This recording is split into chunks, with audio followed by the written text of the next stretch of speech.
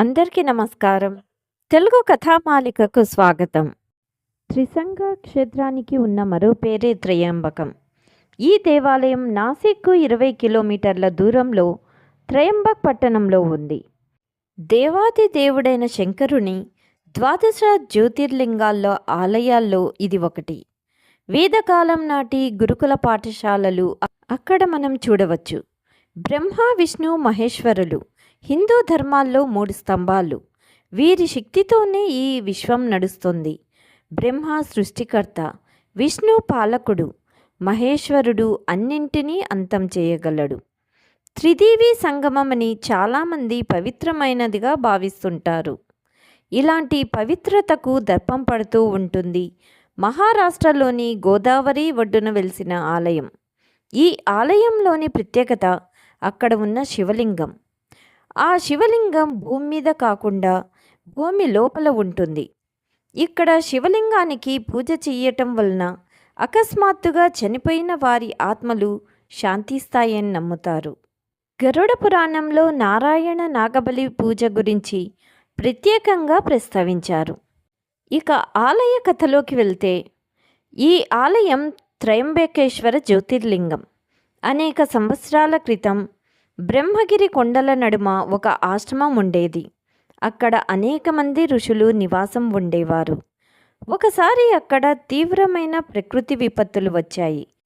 నీటి కొరతతో జంతువులు అల్లాడిపోయాయి. ఈ పరిస్థితిని చూసి గౌతమ్ మహర్షి వర్షం కోసం పూజలు చేశారట. వరుణుడు అతని భక్తికి మెచ్చి ఒక నీటితో ఉన్న తొట్టి బహుమతిగా ఇచ్చాడు.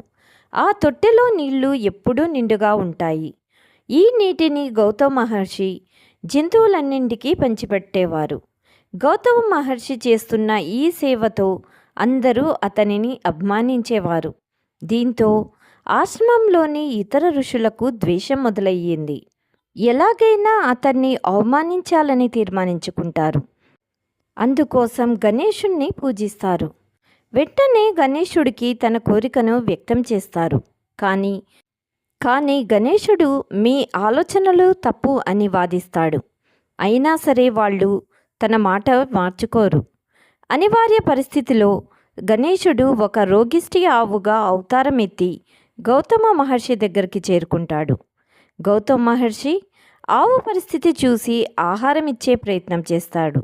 వెంటనే ఆవు చనిపోతుంది. దీంతో ఆశ్రమంలోని ఇతరులు గోహంతకుడిగా గౌతముని నిందిస్తారు. ఈ ఘటనతో గౌతముడు చాలా బాధపడతాడు. తను చేసిన తప్పుకు ప్రాయశ్చిత్తం చేసుకోవటానికి శివుణ్ణి ప్రార్థిస్తాడు. అతని తపస్సుకు మెచ్చిన శివుడు ప్రత్యక్షమై, శివుడికి అన్ని విషయాలు తెలుసు కాబట్టి అసలు ఎందుకలా జరిగింది అనే విషయాన్ని గౌతమునికి చెప్తాడు. దీంతో గౌతముడు తనకి శివుడు కనిపించాడని సంతోషపడతాడు. గంగాదేవిని భూమి మీద పంపమని అడుగుతాడు. కానీ గంగాదేవి శివుడి సేవలో ఉంటానని చెబుతుంది. గౌతముడు శివుడిని మరోసారి ప్రార్థిస్తాడు. అప్పుడు శివుడు గంగాదేవితో పాటు అక్కడ ఉండేందుకు అంగీకరిస్తాడు. ఇక అప్పటి నుంచి జ్యోతిర్లింగ ఆలయం త్రయంబకేశ్వర్లో నిర్మించబడింది. శివుడు జ్యోతిర్లింగంగా గోదావరి ఒడ్డున ప్రతిష్ఠించబడ్డాడు. ప్రతి ఏడాది లక్షాది మంది భక్తులు తమ పాపాలకు పరిహారం చేసుకోవటానికి అక్కడికి వస్తూ ఉంటారు. 12 జ్యోతిర్లింగాల్లో ఇది కూడా ఒకటి. అందులోనూ చాలా ప్రాధాన్యం సంతరించుకున్న ఆలయం. ఇక్కడ ప్రతిష్ఠించిన జ్యోతిర్లింగం ఇంకా ప్రత్యేకమైనది. ఎందుకంటే ఈ శివలింగం భూమి పైభాగంలో కాకుండా అడుగు భాగాన ప్రతిష్ఠించబడి ఉంటుంది. ఆలయంలోని మధ్య భాగంలో ఒక ప్రత్యేకమైన ప్రదేశం ఉంది. అక్కడ 3 చిన్న శివలింగాలు ఉన్నాయి. వీటి మీద బ్రహ్మ, విష్ణు, మహేశ్వరులుగా రూపాలు ఉన్నాయి. అందుకే ఈ శివలింగాన్ని త్రయంబకేశ్వర్ అని అంటారు. త్రయంబక్ అంటే అర్థం 3 దేవతలు అని అర్థం. శివుని 3 కళ్ళలో ఒకటి సూర్యుడు, ఒకటి చంద్రుడు, అగ్నికి ప్రతీకగా చెప్తారు. గంగాదేవి ఇక్కడికి వచ్చినప్పుడు ఆ ప్రవాహం దాటికి తట్టుకోలేక చాలా కష్టంగా ఉండేది.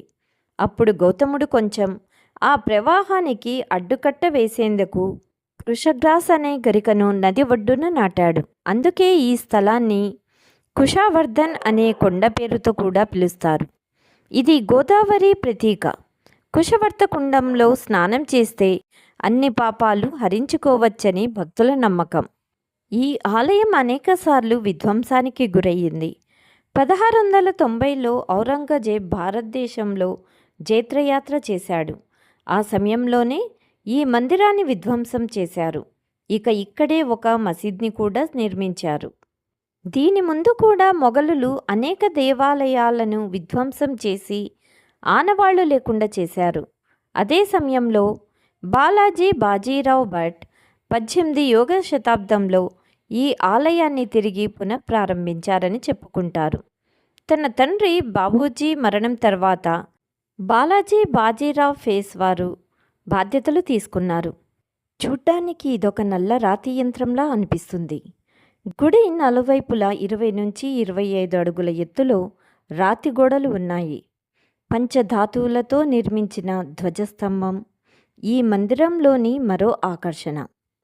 లింగంలో బ్రహ్మ, విష్ణు, మహేశ్వరుల యొక్క స్వరూపాలు ఉండటం ఇలాంటి అద్వితీయమైన విశేషం ఇక్కడ ఒక్కచోటే కనిపిస్తాయి. లింగానికి త్రిమూర్తి రూపాలలో చేసిన బంగారు తొడుగు తొడుగుతారు.